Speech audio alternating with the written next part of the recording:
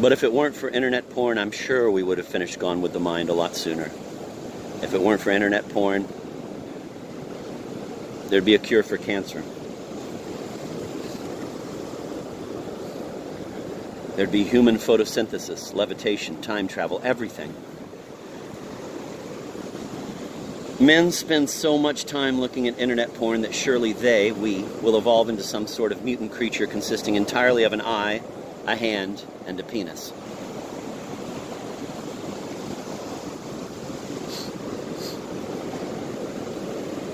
And you know what's funny? Liz Ross, my high school girlfriend with whom I've remained very close over the years, read a tweet I posted that said, "Yay, Candy Crush Saga has cured me of my internet porn addiction." And she texted me, and she didn't even mention the internet porn thing. All she wanted to know was what level of Candy Crush Saga I was on. Who even plays Candy Crush anymore, right?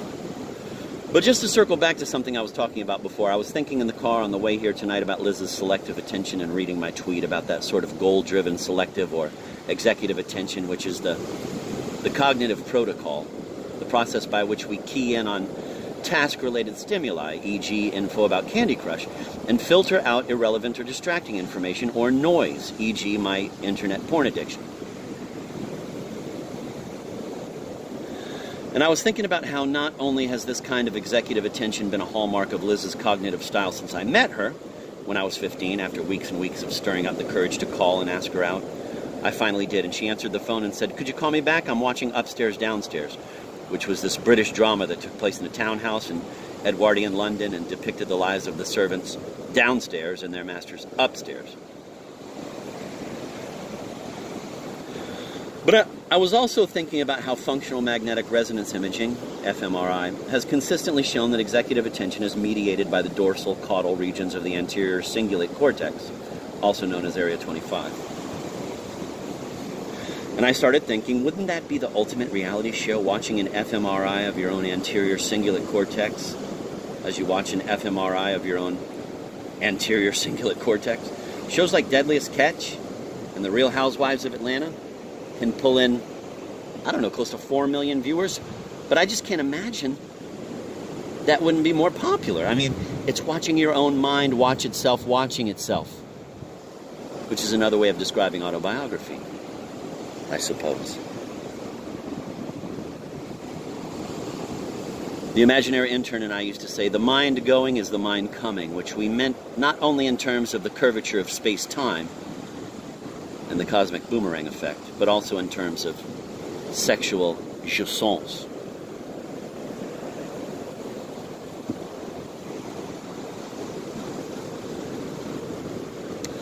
Finally, I just want to acknowledge and thank two people I haven't mentioned thus far who helped with the autobiography. The psychiatrist, Dr. Robert Berger, and the psychic, Janet Horton.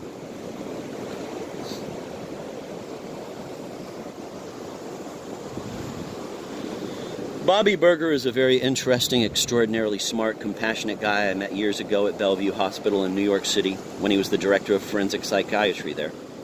In early May of 2014, I drove up to Westport, Connecticut to visit him and talk about Gone with the Mind.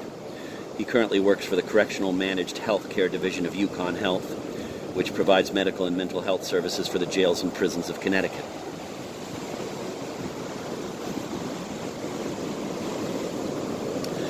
He and his wife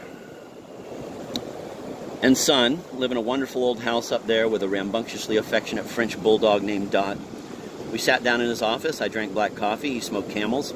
I began talking to him about my original conception for Gone with the Mind, the first-person shooter game involving Mussolini's flying balcony, fighting your way backwards through my life until getting into my mother's uterus and unraveling the zygote.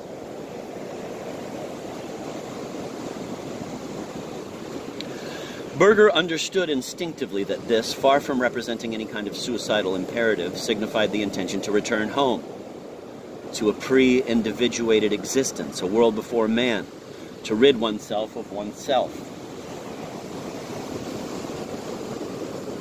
to truly become something else.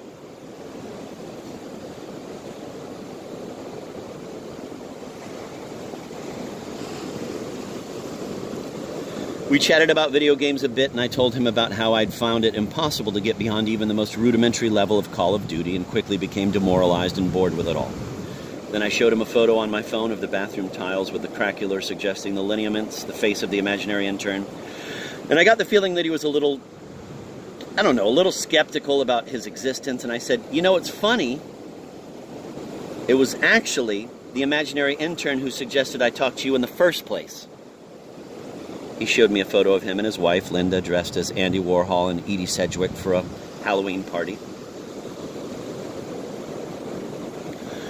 I explained how the book in its original conception began to seem like this tedious obligation to me and how the imaginary intern helped me reconceptualize it, how we wanted to create an autobiography that is a record of its own making that hides nothing but rather renders its mode of production transparent. Prosraknost. I don't remember if I showed him a picture of her or not, but I certainly discussed with him how much I'd been thinking about the Russian constructivist Varvara Stepanova.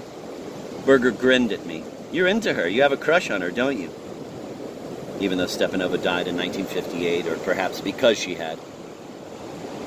I blushed, making it obvious that yes, I did have a crush on her.